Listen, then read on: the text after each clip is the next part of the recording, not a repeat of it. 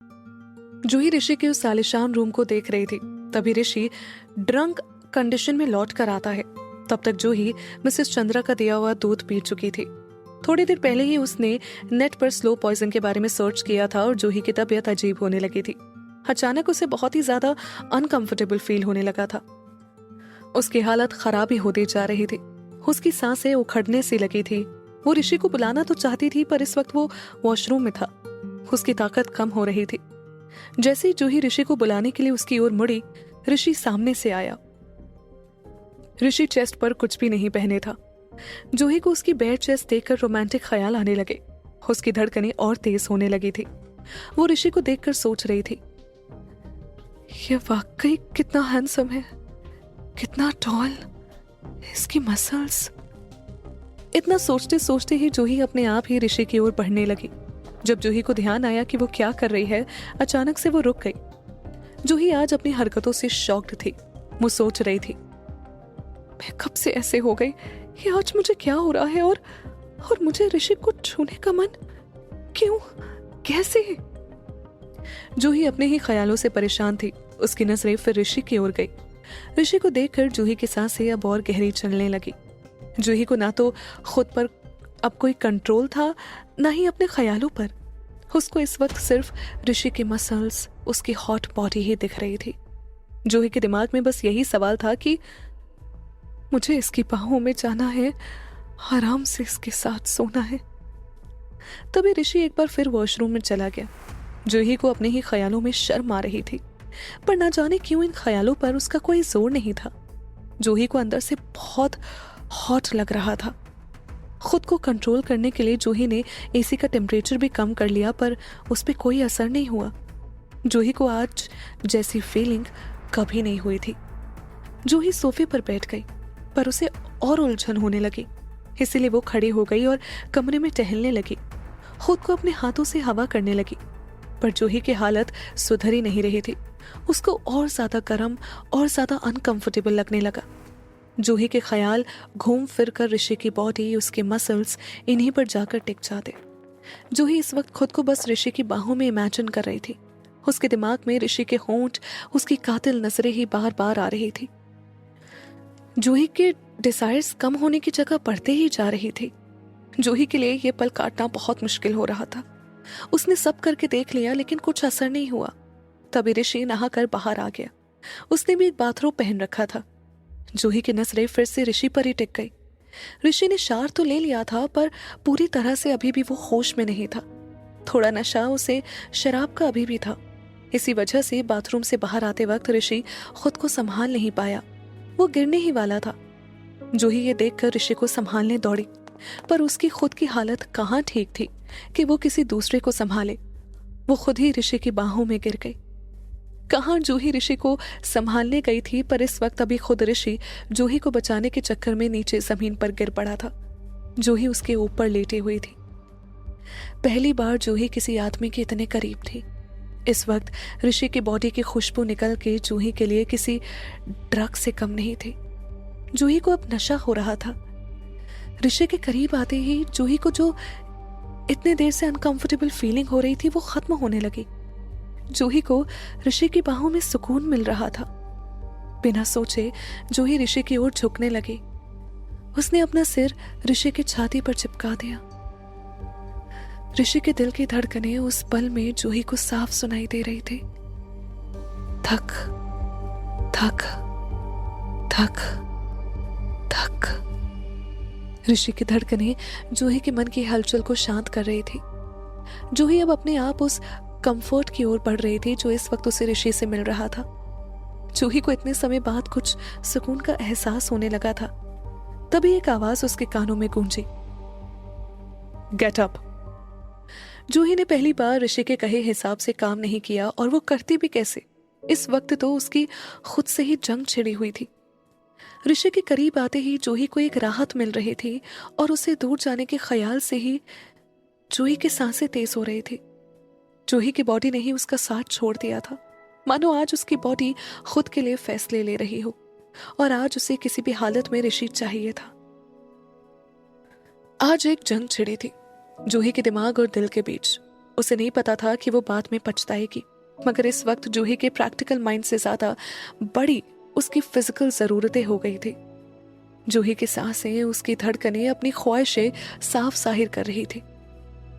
जूही खुद को बार बार कह रही थी, शेमलेस जूही क्या कर रही है, गलत है ये, उठ।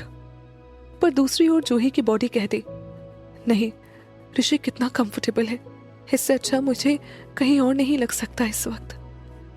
दूसरी ओर ऋषि की हालत भी कुछ ठीक नहीं थी। किसी लड़की को अपने इतने करीब पाकर उसकी सांसें भी बढ़ने लगी थी। ऋषि की नजरें जूही के बाथरोब पर पड़ी। जूही के गिरने के कारण वो खुलने लगा था। ऋषि को जूही की इन हरकतों पर गुस्सा आ रहा था। उसने जूही की हालत और हरकतों को देखते हुए उसे वापस से उठने के लिए कहा, गेट अप जूही।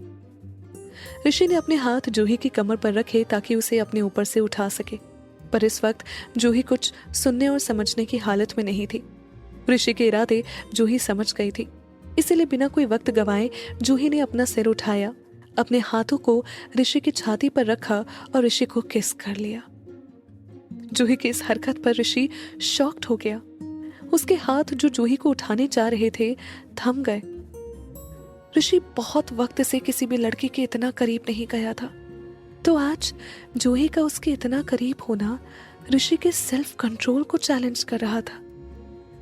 जो भी लड़की आज तक ऋषि के करीब थी, उनके साथ हमेशा कुछ न कुछ बुरा हो जाता था। ऋषि कभी अंधविश्वासी नहीं था, पर हर बार एक ही चीज होने के बाद वो कहीं ना कहीं खुद को गिल्टी मानने लगा था। इसीलिए वो लड़कियों से दूर रहने लगा था। उसे लग रहा था कि इसके बाद जो हाल आज तक बाकी लड़कियों का हुआ था, कि अब जूही के करीब आने से उसका भी वही हाल होगा। अब सिर्फ किस से जूही को सेटिस्फैक्शन नहीं मिल रहा था। जूही ऋषि को किस करने के साथ साथ बाइट भी करने लगी। ऋषि खुद को जितना भी संभालने की कोशिश करता, कोई फायदा नहीं था। जूही का ये बिन अनबुझा सा प्यार ऋषि के कुछ करने की या कुछ सोचने की शक्ति खत्म कर रहा था। अब ऋषि की सांसें बढ़ रही थी, धड़कनें तेज हो रही थी और उसके हाथ अपने आप जूही को हटाने के बजाय उसे बाहों में ले रहे थे। फिर ऋषि को समझ आया कि वो क्या कर रहा था। उसने खुद को संभालने के लिए एक गहरी सांस ली। ऋषि ने अपने हाथ जूही पर ढीले किए और अपनी मुट्ठी बंद कर ली ताकि वो इस वक्त जूही को छू ना सके। ऋषि जानता था कि अगर जूही एक पल भी उसकी बाहों में और रही तो वो खुद को कंट्रोल नहीं कर पाएगा। ऋषि गहरी गहरी सांसें लेते हुए खुद से कह रहा था, Rishi control, you are not that weak. खुद को संभालने के बाद ऋषि ने बिना और कुछ सोचे जूही के हाथों को पकड़ लिया और उसे अपने ऊपर से हटाने लगा। जूही जानती थी जो उसने किया वो गलत था, पर इस वक्त उसके बस में कुछ नहीं था। उसे खुद पर कोई काबू नहीं था। जूही खुद से फ्रस्ट्रेट होने लगी थी। उसे कुछ समझ नहीं आ रहा था कि उसे क्या हो रहा है। जूही रोते रोते कहने लगी, आई एम सॉरी, मुझे पता है मैं गलत हूं, पर मुझसे कंट्रोल नहीं हो रहा। पता नहीं क्या हो रहा है मुझे। हे भगवान, प्लीज हेल्प मी।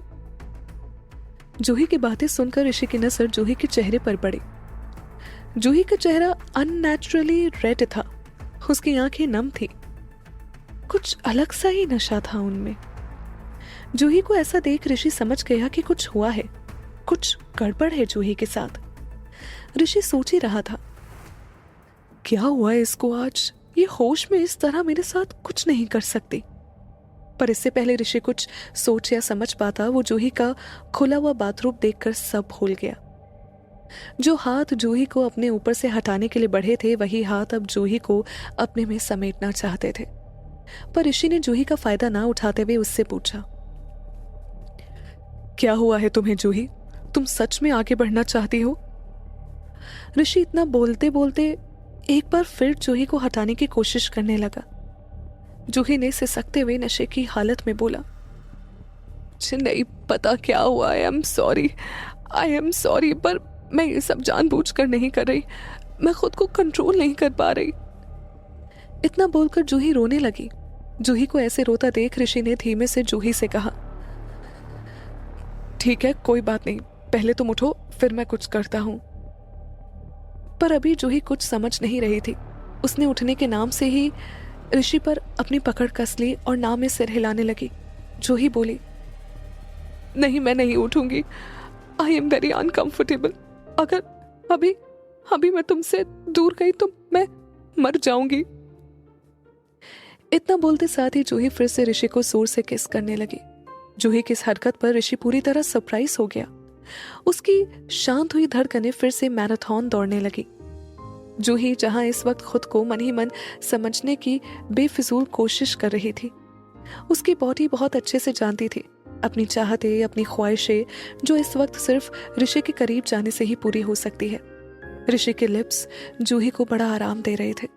उसे लग रहा था वो अब एक जिस्म एक जान बनकर रहेंगे। पर अब सिर्फ किस से जूही को ही आराम नहीं मिल रहा था, बल्कि ऋषि भी उसके होंठ काटने लगा था।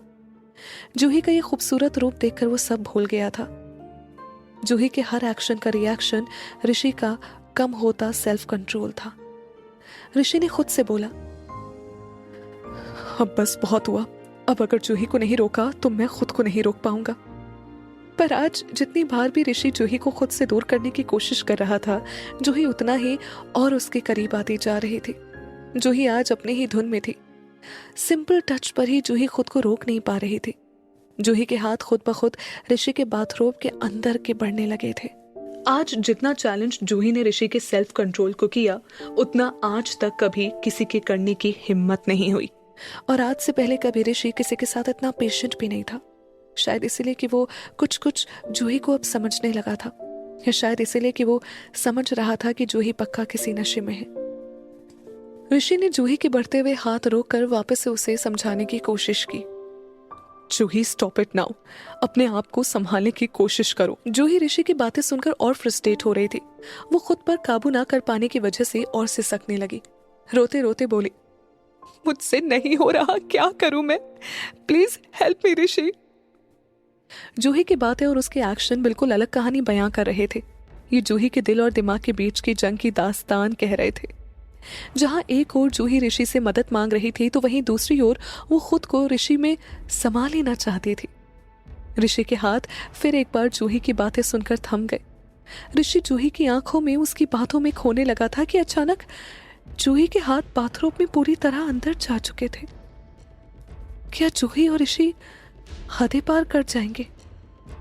क्या ऋषि जूही को दिया हुआ उसे ना छूने का प्रॉमिस तोड़ देगा? आखिर क्या हो गया है जूही को?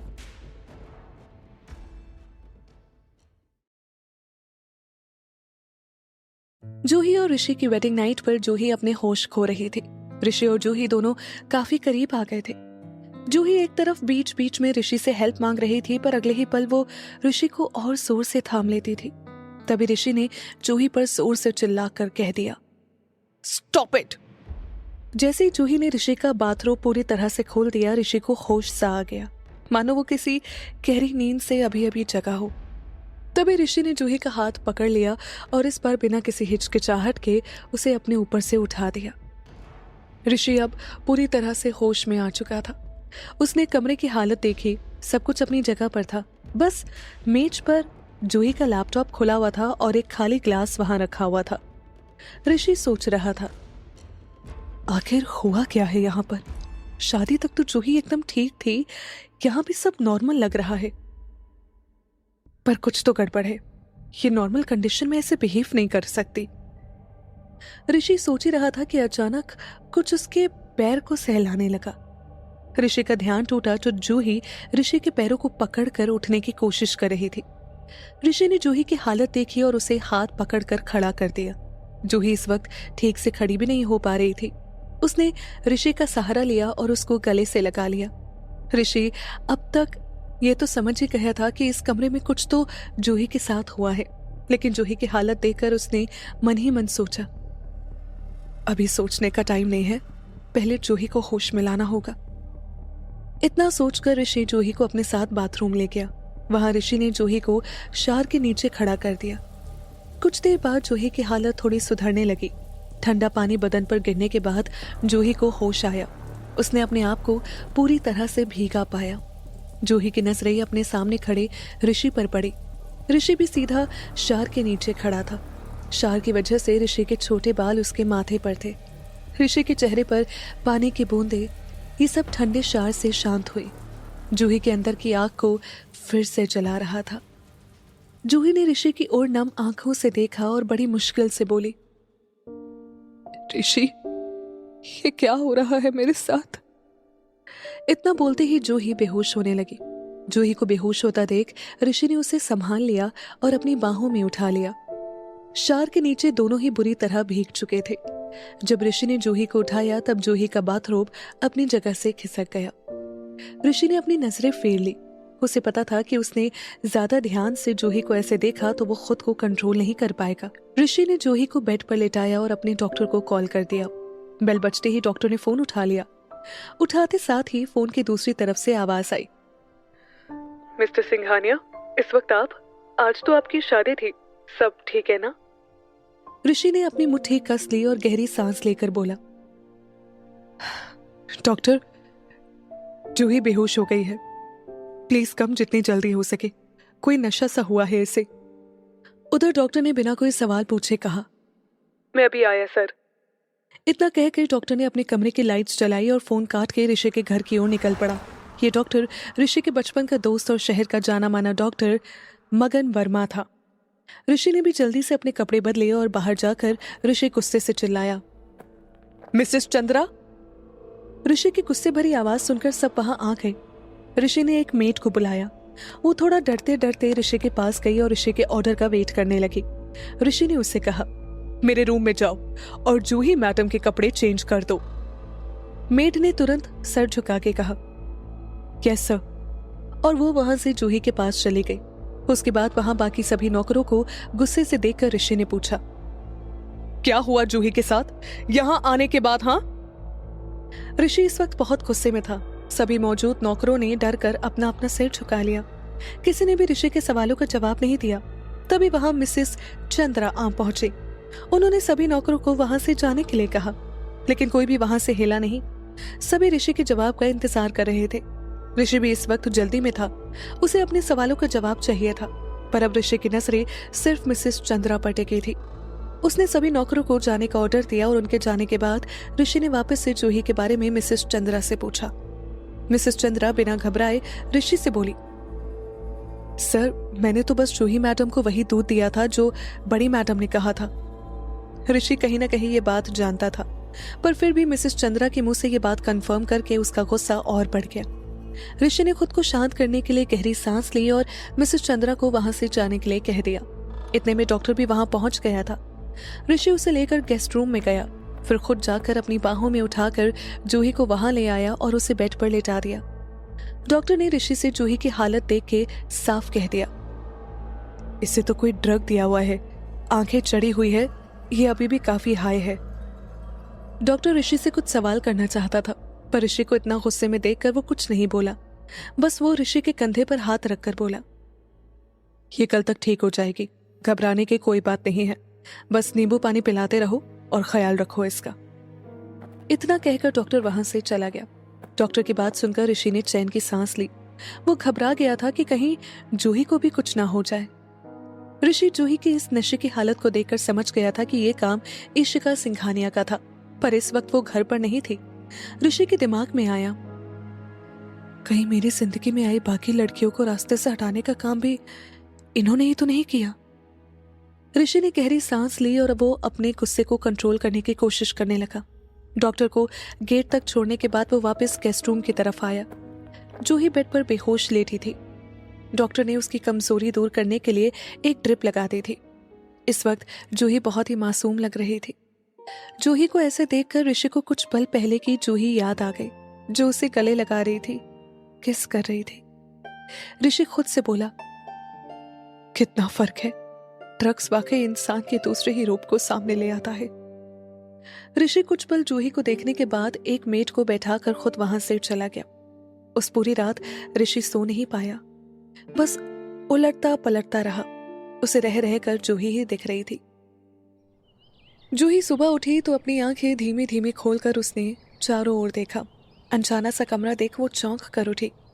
अचानक से जूही को अपने हाथ के पीछे दर्द सा महसूस हुआ।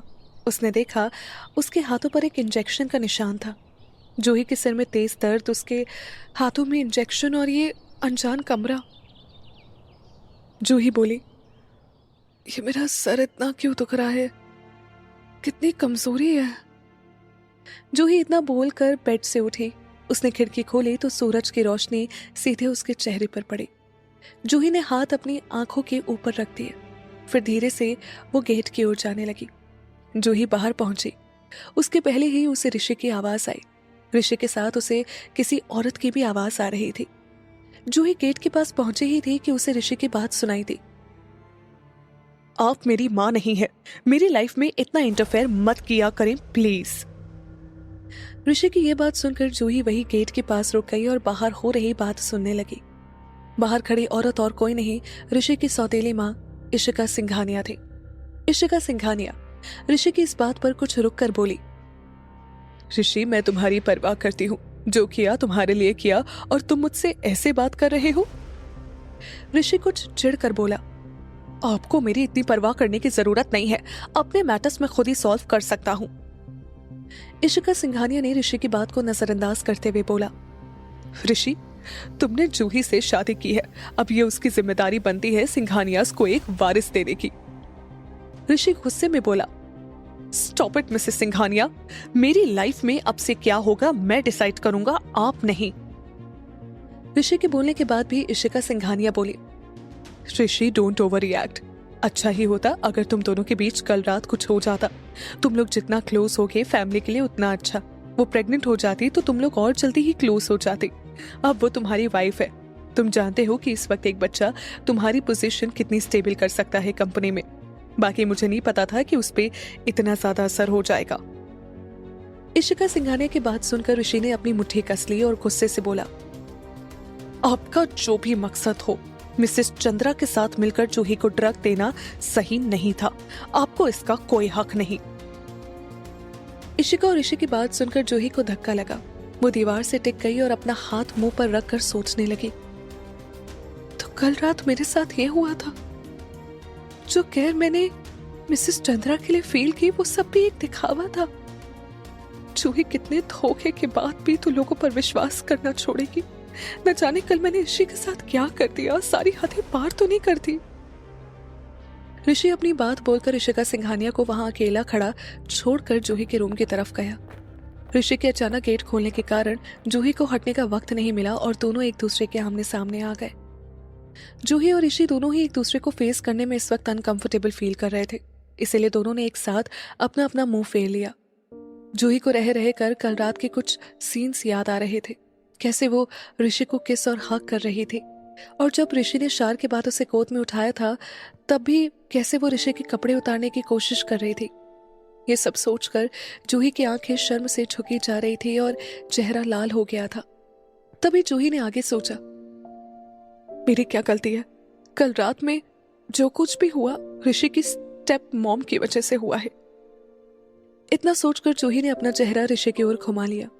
ऋषि को जूही सवालिया नजरों से देखने लगी।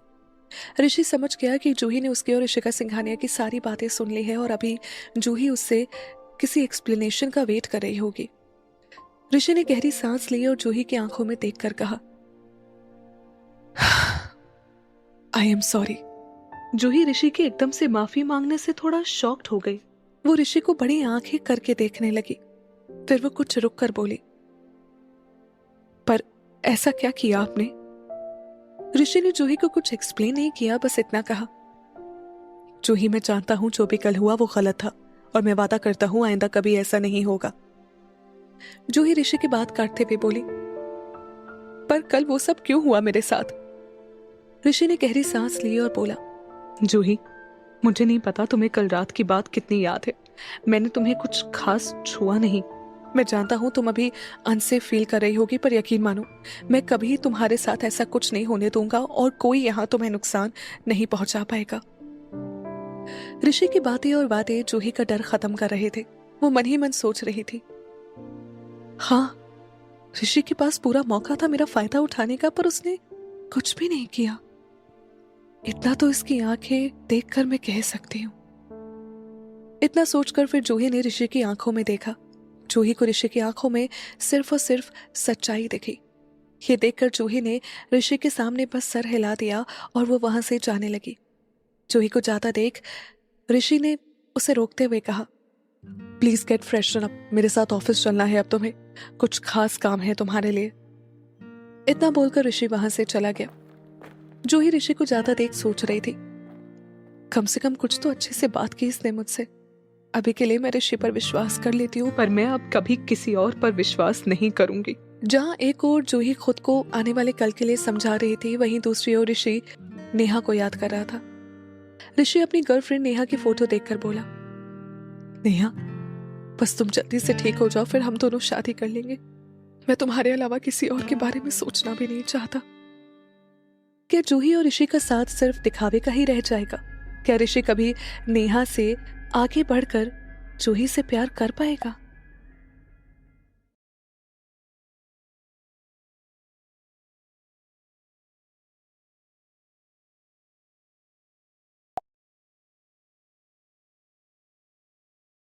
मिशिका सिंघानिया ने जूही को ड्रग्स दे रही थी। जूही ड्रग्स के नशे में ऋषि के साथ इंटीमेट होने लग गई थी। अगले दिन जूही को ये सारी बात पता चली तो उसका खून सा खौल गया। वहीं ऋषि रात में उसकी स्टेप मॉम की इस हरकत की वजह से पहली बार जूही से काफी पोलाइटली बात कर रहा था। उसका ये पोलाइट रुख देखकर जूही के दिल में ऋषि के लिए थोड़ी सी जगह बन रही थी, पर ऋषि के दिल में अभी भी उसकी गर्लफ्रेंड नेहा की यादें ताज़ा थी। जूही ऋषि के पीछे ही खड़ी थी। ऋषि ऑफिस के लिए साथ निकलने वाला ही था कि वो जूही से बोला, मैंने विनय से कह दिया था तुम्हारे बॉयफ्रेंड की बिजनेस डिटेल्स निकालने के बारे में। उसकी फंडिंग जल्दी स्टार्ट हो जाएगी। ऋषि से यह बात सुनकर जूही ने अपना माथा पीट लिया। उसे खुद पर बड़ा गुस्सा आया। वो मन ही मन बोली, मैं कैसे भूल गई इसे बताना। राहुल को फंडिंग करने की अब कोई जरूरत नहीं है। ऋषि जूही का परेशान चेहरा देखकर सोचने लगा, मुझे तो लगा ऐसे ये खुशी होगी अपने बॉयफ्रेंड के लिए, पर ये तो कुछ परेशान लग रही है। ऋषि ने उससे प्यार से पूछा, क्या हुआ, आरंट यू हैप्पी? ऋषि प्यार से जूही की हेल्पलेसनेस के बारे में पूछ रहा था। जूही के लिए इतना ही काफी था। वो ऋषि को सब कुछ बता देना चाहती थी कि कैसे राहुल ने उसे धोखा दिया और उनका रिलेशनशिप अब किसी लायक नहीं रहा। पर जूही ने खुद को संभाला। उसने ऋषि से बस इतना ही कहा, कुछ नहीं, बस इतनी जल्दी शुरू हो गई फंडिंग की प्रोसेस, अभी तो टाइम लगेगा ना। ऋषि को जूही का बिहेवियर कुछ समझ नहीं आ रहा था। उसने मन ही मन सोचा, जब ये डील साइन करने ऑफिस आई थी तब तो बहुत ही डिटरमाइंड होकर इसने अपने बॉयफ्रेंड के लिए इन्वेस्टमेंट की शर्त रखी थी। अब इससे क्या हो गया? कहीं इस शादी को ज्यादा ही सीरियसली तो नहीं ले रही? जूही ऋषि को पहले ही सब कुछ बता देना चाहती थी, पर पहले शादी की तैयारियां और फिर कल रात जो हुआ, इस वजह से उसे किसी चीज का वक्त ही नहीं मिला। और ऋषि वैसे ही इससे पहले उससे बात ही कहाँ कर रहा था। जूही सोच रही थी, मैंने ही पहले इसे राहुल के बिजनेस में इन्वेस्टमेंट करने की शर्त रखी थी। अब मैं मुकर जाऊंगी तो ऋषि क्या सोचेगा मेरे बारे में? पक्का ये सोचेगा कि मैं मौका परस्त हूँ। जैसे ऋषि से फॉर्मल शादी हुई और राहुल को छोड़ रही हूँ, और अब तो फंडिंग प्रोसेस भी शुरू हो गई है। अगर अभी मैंने मना किया तो? जूही ये सब सोच रही थी कि अब ऋषि जूही का स्ट्रेंज बिहेवियर देखकर थोड़ा इरिटेट होने लगा। वो जूही को देखकर बोला, तुम्हारे बॉयफ्रेंड की फंडिंग के बारे में ही बताना था तुम्हें। Now I will go for my work. इतना बोलकर ऋषि जाने लगा। ऋषि मुड़ा बस था कि जूही ने उसे पुकारा। जूही की आवाज सुनकर ऋषि रुक गया और जूही की ओर देखने लगा, पर जूही अब भी अपने कश्मकश के चलते ऋषि से कुछ बोल ना सकी। वो राहुल की फंडिंग तो रुकवाना चाहती थी, पर अपने साथ हुए धोखे को वो ऋषि को नहीं बताना चाहती थी। उसे डर था इससे वो जूही को और ज्यादा मजबूर और डम समझेगा। शायद वो ये भी समझे कि जूही अपॉर्चुनिस्ट है। अब सिंघानियास में शादी होने के बाद वो राहुल को डिच कर रही है। जूही की चुप्पी ऋषि को फ्रस्ट्रेट कर रही थी। अभी भी जूही को चुप देख ऋषि ने गुस्से से बोला, अगर और कोई बात नहीं तो मेरी एक मीटिंग है, मैं जा रहा हूँ। और हाँ, लंच के बाद रेडी हो जाना ऑफिस के काम के लिए। इतना बोलकर ऋषि बिना जूही के जवाब के इंतजार के वहां से चला गया। शायद ऋषि ने खुद भी ध्यान नहीं दिया, पर अब वो जूही के लिए काफी नॉर्मल हो गया था। वो अब जूही को अंदर से जानना चाह रहा था। जूही कल रात के बाद ऋषि पर कुछ हद तक भरोसा करने लगी थी, पर उसके मन में बहुत सी बातें चल रही थी, बहुत से सवाल भी थे। इतनी जल्दी वो सारे राज ऋषि को नहीं बता सकती थी। हर बार ऋषि को देख एक अजीब सी चुप्पी उसके होंठों पर आ जाती थी। जूही सोच रही थी, ऋषि ने वैसे ही मुझे मेरे सबसे कमजोर लम्हों में देखा है। वो सिर्फ मेरी कमजोरी से ही वाकिफ है। मैं अपना एक और दुख, एक और कमजोरी उसके हाथ में नहीं दे सकती। मैं पूरी तरह से ऋषि के सामने वल्नरेबल नहीं हो सकती। जूही ऋषि को जाता हुआ देखती रही और वो गहरी सांस लेकर अपने रूम की ओर जाने लगी। इस वक्त जूही के दिमाग में सिर्फ खुद को प्रोटेक्ट करने का और अपने पापा को पॉइजन दिए जाने का मैटर चल रहा था। उसे पापा के पीछे इतनी बड़ी साजिश करने वाले का पता लगाना था। पिछले एक हफ्ते में जूही के साथ कितना कुछ घट गया था। अब उसे सब कुछ खुद ही करना था, मगर चुपके चुपके किसी को आहट भी ना लगने पाए। जितने धोखे जूही ने खाए थे उन सब ने कहीं ना कहीं जूही के सेल्फ डिफेंस को बहुत नुकसान पहुंचाया था। गहरी सांस लेते हुए जूही ने सोचा, छोड़ो, अब मैं राहुल या उससे जुड़ी किसी भी चीज पर ध्यान नहीं दूंगी। मेरी लाइफ में अब राहुल की कोई जगह नहीं होगी, और वैसे भी राहुल जैसा बिजनेसमैन अपनी कंपनी को आज नहीं तो कल खुद ही डुबा देगा। जूही आज सुबह से ही बहुत थकान महसूस कर रही थी। शायद ये ड्रग्स या दवाइयों का साइड इफेक्ट था। उसे अभी भी हल्के हल्के चक्कर आ रहे थे। जूही रूम में जाकर बेड पर लेट गई और जल्दी ही उसकी आंख लग गई। कुछ समय बाद दरवाजे पर आहट हुई तो उस आवाज से जूही की नींद खुली। जूही ने अंगड़ाई लेते हुए कहा, इस वक्त कौन होगा? कहीं ऋषि ने तो किसी को नहीं भेजा? मैं लंच के लिए लेट तो नहीं हो गई? इतना सोचकर जूही ने मोबाइल में टाइम देखा और जल्दी से बोला, कम इन। लेकिन गेट पे और कोई नहीं, मिसेस चंद्रा थी। कल तक जितनी भी होमली फीलिंग जूही को मिसेस चंद्रा को देखकर आ रही थी, आज जूही के मन में मिसेस चंद्रा को लेकर सिर्फ नाराजगी और गुस्सा था। जूही ने मिसेस चंद्रा को गुस्से से घूरते हुए पूछा, कोई काम था? मिसेस चंद्रा ने भी जूही के बदले हुए हाव भाव को नोटिस किया था, पर उन्हें जूही के इस बर्ताव से कोई फर्क नहीं पड़ा। अगर पड़ता भी तो उन्हें काफी एक्सपीरियंस था। वो उस फर्क को अपने चेहरे पर जाहिर नहीं होने देती। मिसेस चंद्रा ने जूही से पोलाइटली कहा, जूही मैडम, आपको बड़ी मैडम ने लंच करने के लिए बुलाया है। जूही शॉक्ड होकर बोली, बड़ी मैडम ने? जूही मन ही मन बुदबुदाई, इस घर में सभी लोगों को दिखावा करना और गलती कर उसे छुपाना बखूबी आता है।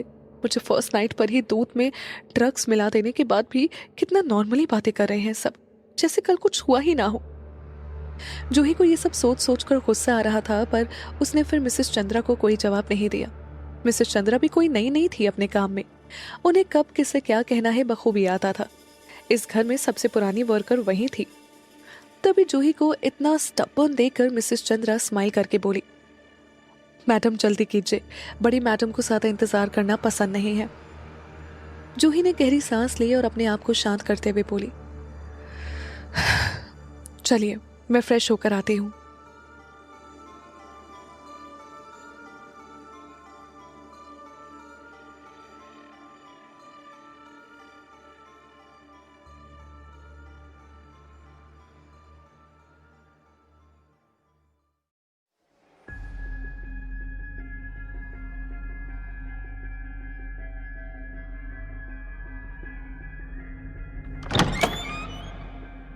इतना कहकर जूही बेड से उठ गई और मिसेस चंद्रा को इग्नोर करते हुए बाथरूम चले गई।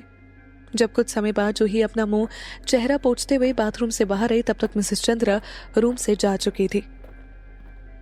जूही ने सोचा, मिसेस चंद्रा ऐसी तो नहीं लगती जो इस वक्त बिना मुझे साथ लिए कहीं चली जाए। तो अब क्या हुआ? इतना सोचकर जैसे ही जूही ने अपने रूम का गेट खोला, मिसेस चंद्रा बाहर ही खड़ी थी। मिसेस चंद्रा ने जूही को अपने साथ चलने को कहा। इस बार जूही बिना किसी सवाल के चुपचाप मिसेस चंद्रा के साथ चल दी। मिसेस चंद्रा बिना रुके या जूही को बिना देखे ही बोली, मिस्टर सिंघानिया के साथ आपका लंच का प्लान नहीं है, सिर्फ बड़ी मैडम के साथ है। इतना सुनकर जूही अपनी जगह पर रुक गई और खड़े होकर ऋषि को ढूंढने लगी। जूही को रुका देख मिसेस चंद्रा भी रुक गई। वो जूही से बोली, सर अभी स्टडी रूम में है और कोई उन्हें वहां डिस्टर्ब करे उन्हें पसंद नहीं। इतना बोलकर मिसेस चंद्रा रुक गई और जूही के चलने का इंतजार करने लगी। जूही ने गहरी सांस ली और अपनी तेज हुई धड़कनों को संभालने की कोशिश करने लगी। जूही के दिमाग में बस ऋषि चल रहा था। वो सोच रही थी, काश ऋषि अभी मेरे साथ होता, वही मुझे अपनी स्टेप मदर से बचा सकता है। और दूसरी ओर जूही जानना भी चाहती थी, आखिरकार ऋषिका सिंघानिया ने मुझे इस वक्त क्यों बुलाया होगा। जूही सोच सोच कर ही घबरा रही थी। फिर जूही ने सोचा, कल मेरी क्या गलती रही? कुछ नहीं, इनकी थी जो आज सुबह से ऐसे बिहेव कर रही है मानो कल कुछ हुआ ही ना हो।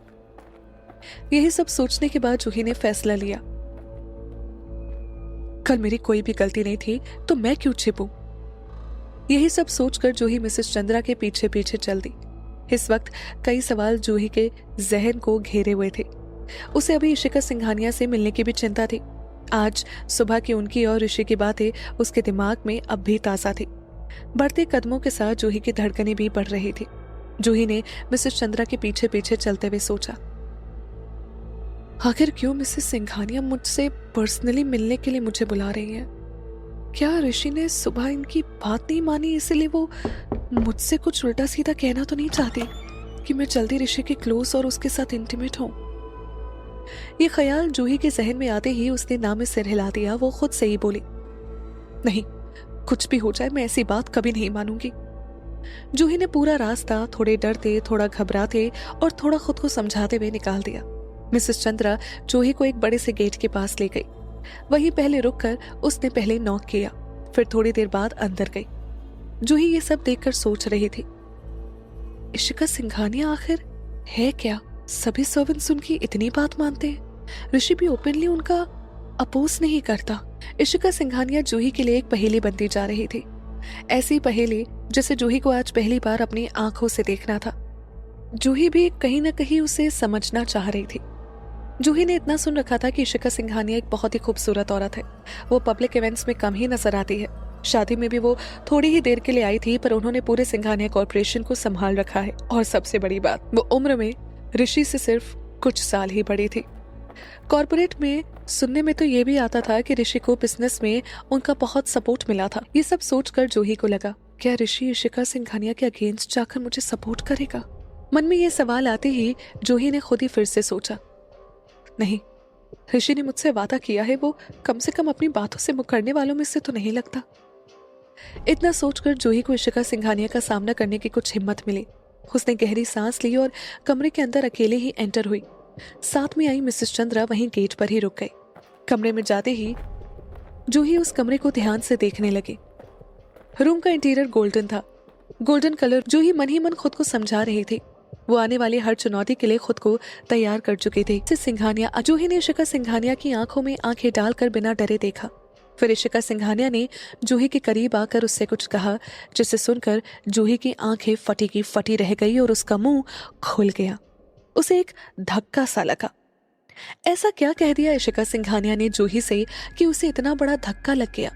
क्या ये इशिका सिंघानिया की कोई नई चाल है?